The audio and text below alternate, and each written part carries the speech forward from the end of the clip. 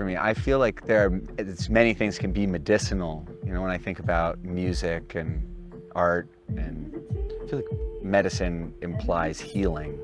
And it's something that we take into our being to create some kind of metamorphosis and transformation, and ideally going from something that was ailing us, and that could be sadness, that could be your appendix, it doesn't really matter, but some form of ailment, and just taking something into our, you know, I don't even think it needs to be into our body, you know, I think things could come into our field and be medicinal.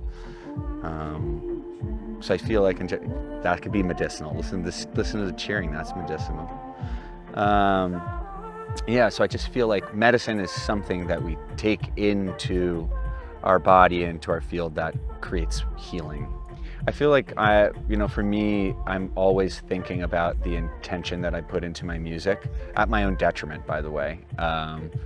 You know, I feel like with every piece of art, every piece of music is an opportunity to create some form of change. And every time we write a song that doesn't have that intention in it, or create a piece of art that might be, you know, not as thoughtful, it's a missed opportunity. So I feel like my music and the art that I've created, many years ago I came up with a purpose statement. Someone asked me this question: in 10 words or less, no, 15 words or less, and understood by a 10-year-old, what is your purpose? And for me is to unify humanity by crossing cultural barriers with art and music. It's under 15. And everything that I do in my life should go towards that, to create some form of unity by reminding people of our similarities instead of focusing on the things that are differences. Yeah, you know, I've used my platform to help create social change by filtering what I put on my platform. Every single thing that I do goes first through that filter. Is this creating more unity on planet Earth? Or am I creating more division on planet Earth? Not that things can't be controversial and a bit spicy, but I feel like it's my responsibility to use the gifts that I've been given, that I've cultivated, to create a more beautiful world that's more balanced and equitable for every single being and every single creature on this planet. So if it's not doing that, I would rather not make it and not share it. And I've explored other things outside of, you know, a lot of the music that I'd created in the past. But these days, you know, we went to Antarctica, and while we were in Antarctica, we shot a piece for climate change. You know, tomorrow I'm gonna do a meditation, and I just did a piece with the Ram Dass Foundation. So I feel like the things that I'm creating embedded into them are things that I have found create more balance on planet Earth. And I do think that everyone should spend some time in self-inquiry. I think that every person should spend a little bit of time in silence, meditating from whatever lineage you ascribe to. So the things that I try to spend my time doing are those things, and those are the things I choose to share. I have a pretty diverse personal practice. It ebbs and flows on different times. Sometimes there's more Qigong incorporated into it. Sometimes there's always a base of meditation, and the lineage that I practice is Vipassana. I found that to be the most effective tool for learning how to be responsive instead of reactive, which I find is one of the major challenges with humanity. We're just kind of reacting all the time instead of responding consciously. So I try to do as much as I can to spend time in nature, to spend time in silence. And then I work on a lot of visual art, and that's kind of become a meditative practice. I have sold it, but it's not the intention to sell it. Like I started making these talismans, these pieces of jewelry. Am I making them to sell? No, people buy them sometimes, but I make them because it centers me. It gives me a creative outlet. I have a really wide range of mediums that I play with. And that's kind of been my art meditation, like my centering. Like if I when music turns into a job, because these days, you know, I get to make a lot of things that I love to make, and I get to tour and travel, and that's amazing. And at the same time, it's a lot of work to be an independent artist. And I'm still fully independent. So that requires a lot of work. So something that's creative for me, that where I can express my creativity and still have an outlet where it's not like, is someone gonna buy this? Because I think when you make your passion your profession, a lot of things change in your life. And a lot of people are trying to find their way and not live a meaningless life that with a job they hate. So that requires them to find their path, and then it changes the relationship to those things. So it's like, if I was a meditation teacher, it might change my relationship to meditation, you know. And fortunately that's not the case, so I just get to sit by a creek sometimes. Someone pointed out something that I didn't notice, which I thought was really interesting, and they're like, have you realized that you used a lot of really empowered feminine voices in your music? And I was like, I guess so. And I didn't really think about it that much.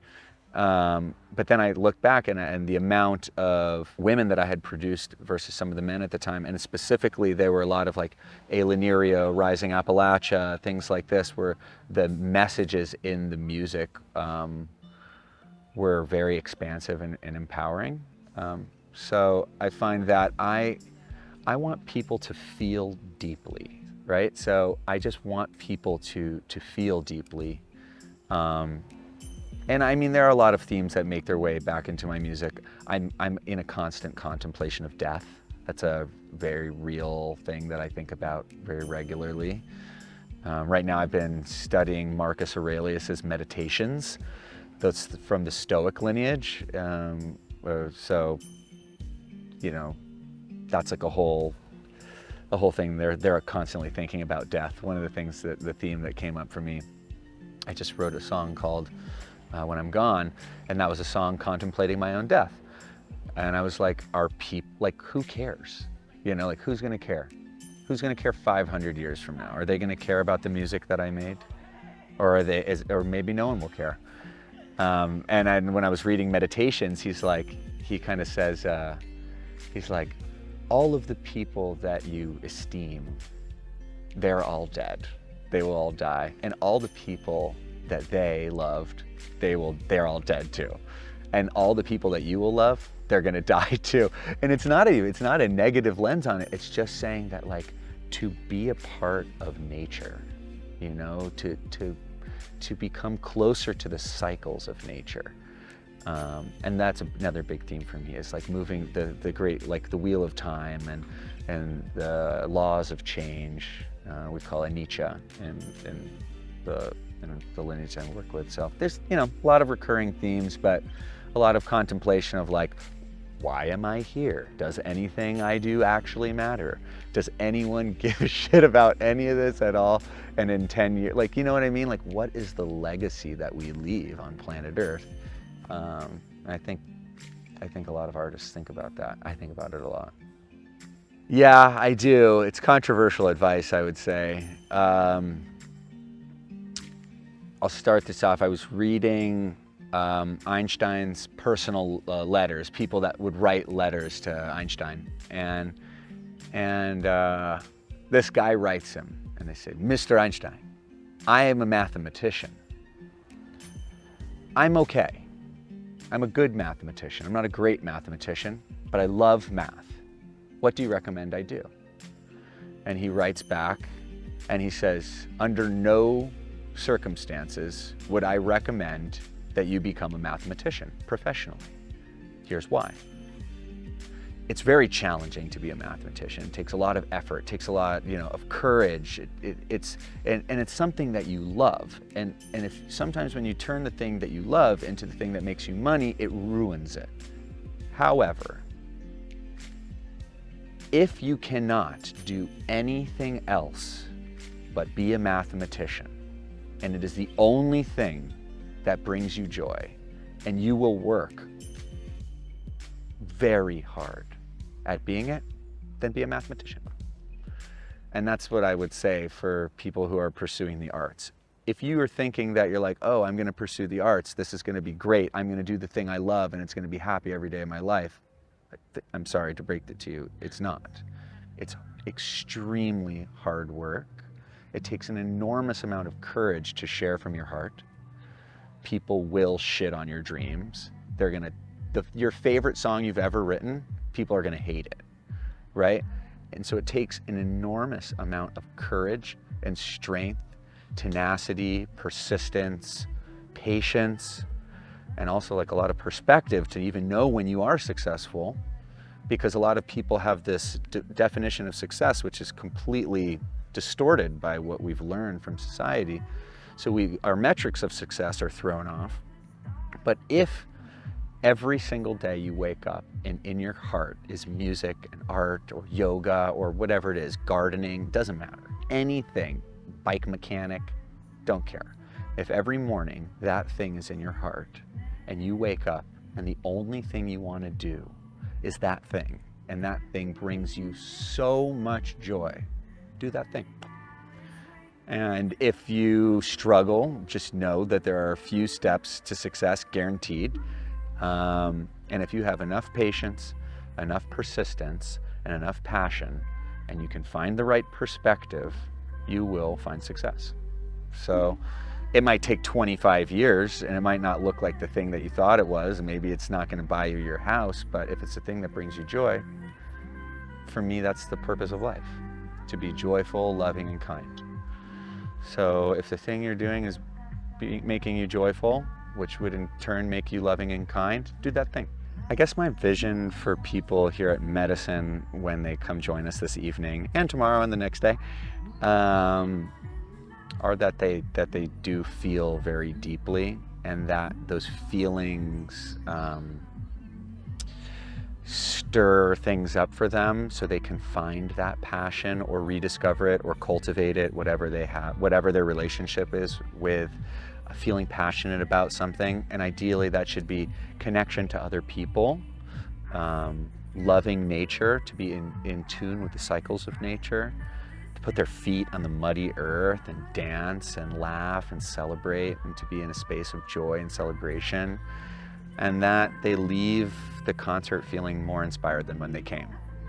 So if they can come, oh, I don't know what's happening in the background there, but yeah, if they can come to the show and when they leave, they're like, I'm feeling feelings.